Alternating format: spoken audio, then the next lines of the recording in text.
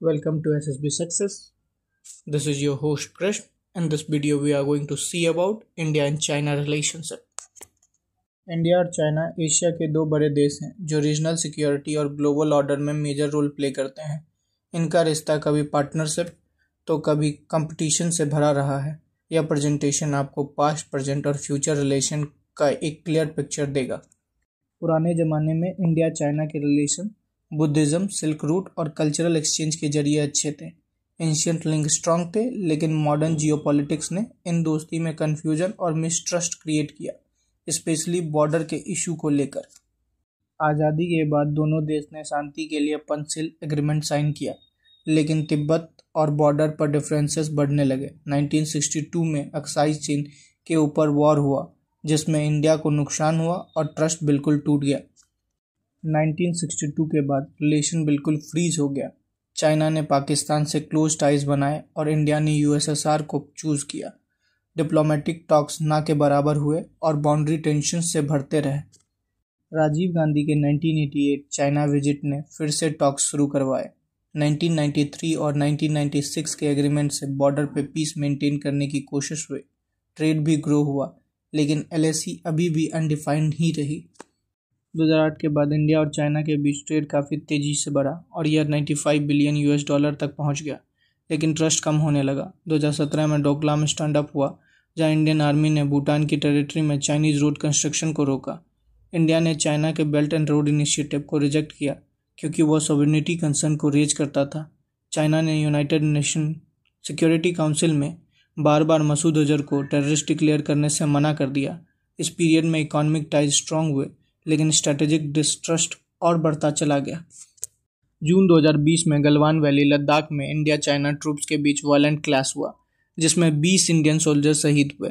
यह एक turning point था, जहां से इंडिया ने अपनी पॉलिसी बदली। गवर्नमेंट ऑफ इंडिया ने 200+ चाइनीज़ मोबाइल ऐप्स बैन किए, foreign direct investment rule Titan किए और बॉर्डर इंफ्रास्ट्रक्चर फास्ट ट्रैक किया। इस क्लैश ने पब्लिक सेंटिमेंट और पॉलिसी मेकिंग दोनों में चाइना की प्रति स्ट्रांग रिएक्शन क्रिएट किया और ट्रस्ट डेफिसिएट को परमानेंट शेप दे दिया। इंडिया ने इंडो पैसिफिक रीजन में अपना स्ट्रेटेजिक एंगेजमेंट बढ़ाया, स्पेशली थ्रू क्वाड, जिसमें यूएसए, इंडिया, जापान और ऑस्ट्रेलिया शामिल हैं। बॉर्डर पे इंटेलिजेंस, सर्विलांस और रिकॉनेसेंस सिस्टम को अपग्रेड किया गया। चाइना के डुअल यूज विलेजेस और साइबर कैपेबिलिटीज़ को देखते हुए इंडिया भी मिलिट्री मॉडर्नाइजेशन और साइबर डिफेंस पे फोकस कर रहा है। स्ट्रेटेजी क्लियर है, एंगेजमेंट के साथ डेटरेंस मेंटेन करना। 2024 तक बायलैटरल ट्रेड $120 बिलियन क्रॉस कर गया, लेकिन ट्रेड डेफिसिएट $85 बिलियन के आसपास है, जो इंडिया के लिए एक कंसर्न है। गलवान के बाद इंडिया ने foreign direct investment norm strict कर दिए, production linked initiative schemes introduce किए और रेयर अर्थ मिनरल्स के इंपोर्ट को डाइवर्सिफाई करने का प्लान बनाया। यानी इकोनॉमिक टाइज कंटिन्यू करते हुए इंडिया अपनी स्ट्रेटेजिक डिपेंडेंस कम कर रहा है। 2024 में स्पेशल रिप्रेजेंटेटिव लेवल टॉक्स दोबारा स्टार्ट हुए, जिसमें बॉर्डर डिस्प्यूट और सीबीएम कॉन्फिडेंस बिल्डिंग मेजर्स पे डिस्कशन हुए। 2025 में एससीओ समिट में इंडिया ने टेररिज्म पर चाइना के एम्बिगुअस स्टैंड को ओपनली क्रिटिसाइज किया। साथ ही कैलाश मानसरोवर यात्रा जैसे सिंबॉलिक जेस्चर से कल्चरल डिप्लोमेसी का सॉफ्ट रीसेट भी हुआ। इंडिया की पॉलिसी का ये मैसेज क्लियर है, डायलॉग विद डिटरेंस। इंडिया में लोगों का ट्रस्ट चाइना के प्रति अभी भी काफ़ी कम है। गलवान के बाद पब्लिक ओपिनियन और ज़्यादा नेगेटिव हो गया। हालांकि टूरिज्म और पिलग्रिज्म एक्टिविटीज़ जैसे कैलाश यात्रा स्लोली रिज्यूम हो रही हैं। एकेडमिक और कल्चरल एक्सचेंज अभी भी लिमिटेड है। लॉन्ग टर्म पीस के लिए सिविल सोसाइटी और यूथ लेवल इंगेजमेंट भी ज़रूरी होगा, जहां सॉफ्ट पावर प्ले कर सकता है। इंडिया ने 5G और सेंसिटिव सेक्टर्स में चाइनीज़ कंपनीज को बैन किया, जैसे हुआई और जीटीई। चाइना ने भी रेयर अर्थ एक्सपोर्ट रिस्ट्रिक्ट किया, जो इलेक्ट्रॉनिक और डिफेंस मैन्युफैक्चरिंग के लिए क्रिटिकल है। इंडिया ने डिजिटल इंडिया, आत्मनिर्भर भारत और वाइब्रेंट विलेज प्रोग्राम स्टार्ट किया, जिसमें टेक्नोलॉजी और इंफ्रास्ट्रक्चर दोनों का फोकस है। यह राइवलरी अब सिर्फ मिलिट्री नहीं, टेक और सप्लाई चेन डोमेन तक पहुंच गई है।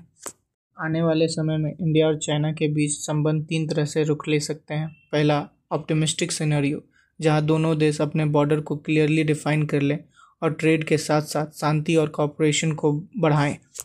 दूसरा, रियलिस्टिक सिचुएशन, जहां दोनों देश के बीच कंपटीशन और ट्रस्ट की कमी हो, लेकिन फिर भी रेगुलर टॉक्स और एग्रीमेंट्स के जरिए रिलेशन मैनेज होता रहे। तीसरा, एक पेसिमिस्टिक पॉसिबिलिटी है जहां प्रॉक्सी वार, बॉर्डर टेंशन या छोटी मोटी लड़ाई जैसे सिचुएशन हो सकती हैं। इन सभी सिचुएशन को देखते हुए इंडिया को अपनी स्ट्रेटेजी को बैलेंस करना होगा, जहां एक तरफ सेल्फ रिलायंस हो, दूसरी तरफ मजबूत डिफेंस इंफ्रास्ट्रक्चर हो और तीसरी तरफ ग्लोबल पार्टनर्स के साथ साथ स्मार्ट अलायंसेस भी बने। सिर्फ मिलिट्री या डिप्लोमेसी से काम नहीं चलेगा, बल्कि दोनों का कॉम्बिनेशन चाहिए। ये ही एक समझदारी भरी और सस्टेनेबल अप्रोच होगी, जिससे इंडिया अपना नेशनल इंटरेस्ट प्रोटेक्ट कर सकता है और रीजनल स्टेबिलिटी भी बना सकता है। इंडिया चाइना का रिश्ता एक मुश्किल और डेलिकेट जियोपॉलिटिकल चैलेंज है। यहाँ सिर्फ दोस्ती या आइडियलिज्म से काम नहीं चलेगा, हमें रियलिस्टिक सोच और तैयारी दोनों चाहिए। इंडिया को अपनी स्ट्रेटेजिक ऑटोनॉमी यानी अपने डिसीजंस को खुद लेने की पावर बनाए रखनी होगी। साथ ही हमें अपनी डिफेंस को मजबूत और इकोनॉमी को स्टेबल और स्ट्रांग बनाना पड़ेगा। आगे बढ़ने के लिए एक बैलेंस मॉडल जरूरी है। बातचीत हो लेकिन साथ ही डेटरेंस भी हो, यानी सामने वाले को यह एक मैसेज मिले कि हम तैयार हैं। और अगर कॉपरेशन चाहिए तो असर्टिवनेस भी ज़रूरी है, जिसमें हम अपना स्टैंड क्लियरली और फर्मली रख सकें। अगर आपको यह वीडियो अच्छी लगी हो तो लाइक करें, शेयर करें, सब्सक्राइब करें। मिलते हैं नेक्स्ट वीडियो में, तब तक के लिए जय हिंद, जय भारत।